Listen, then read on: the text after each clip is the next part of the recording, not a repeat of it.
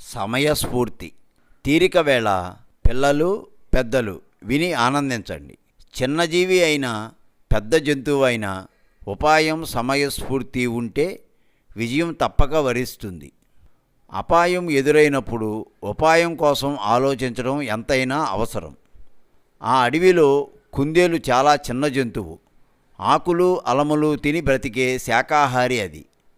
ఒకనాడు తన నివాసంలో నుండి వచ్చి బయట ప్రపంచంలో విహరిస్తున్నది. అనుకోకుండా దానికో సింహం అల్లంత దూరాన కనబడింది. అది తన వైపే రావడం గమనించింది. అయితే ఆ క్షణంలో తప్పుకు వెళ్ళే మార్గం తోచలేదు. అప్పటికే సింహం చాలా దగ్గరకు వచ్చింది. కుందేలుని కొరకొరా చూస్తూ గాండ్రు పెట్టింది. కుందేలు ధైర్యం వహించి, ఎవరు నువ్వు అని అడిగింది. నేను ఎవరో తెలియదా? సింహాన్ని, ఈ అడవికి రాజుని. ఈరోజు నువ్వు నాకు ఆహారంగా రావాలి అన్నది సింహం. అప్పటికి మంచి ఉపాయం ఆలోచించింది కుందేలు. సింహం ఆ మాట అనడంతో ఫక్కున నవ్వింది. ఎందుకు నవ్విందో సింహానికి అర్థమవలేదు. చావబోతున్నదని తెలిసి నవ్వడమా? ఎంత ధైర్యం అనుకుని, ఎందుకు నవ్వుతున్నావు అని అడిగింది సింహం. నవ్వింది ఎందుకో నీకే తెలుస్తుంది. ముందు నేను అడిగిన దానికి జవాబు చెప్పు. ఈ అడవికి ఎందరు రాజులు అని అడిగింది కుందేలు. నీకు చావబోయే ముందు మతిపోయినట్లుంది. ఎందరు రాజులుంటారు? ఈ అడవికి నేను ఒక్కడినే రాజుని అన్నది గర్వంగా సింహం. అవునా? మరైతే ఇంతకు ముందు ఇటుగా వస్తుంటే తనే రాజు అని మరొక సింహం నాకు చెప్పింది అన్నది అనుమానంగా. అది అబద్ధం. ఎవరా సింహం అడిగింది సింహం. చెప్తాను మీకు. నీలాగానే ఇంతకు ముందు వేరొక సింహం నాకు ఎదురైంది.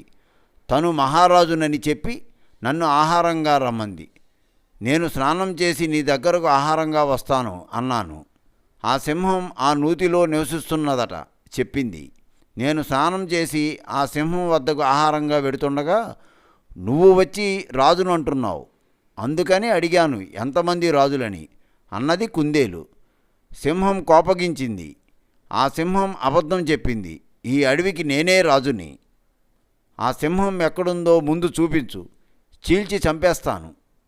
అది నాకు శత్రువు. శత్రుశేషం ఉండరాదు అంది అధికారంతో సింహం. అయితే పద చూపిస్తాను అన్నది కుందేలు. కుందేలు సింహం బావి వద్దకు వెళ్ళాయి. కుందేలు ఎగిరి గట్టు మీదకు ఎక్కి నీటిలో తొంగి చూసింది. బావిలో నీళ్లున్నాయి. తన ప్రతిరూపం కనబడింది. కుందేలు గర్వంతో నవ్వుకుంది. ఏది ఆ సింహం? గర్జించింది సింహం. గట్టు మీదకు ఎక్కి తల వంచి చూడు, నీకే కనిపిస్తుంది గర్వంగా సమాధానం ఇచ్చింది కుందేలు. సరే, ముందు ఆ శత్రువుని చంపి తర్వాత నిన్ను తింటాను అంది సింహం. తనకు అభ్యంతరం లేనట్లు చెప్పింది కుందేలు. సింహం నూతిగట్టు మీదకు ఎక్కి తల వంచి లోపలకు చూసింది. నీళ్లలో దాని ప్రతిరూపమే దానికి కనిపించింది. సింహం గట్టిగా అరిచింది. నీళ్ల నుండి అరుపు వినిపించింది.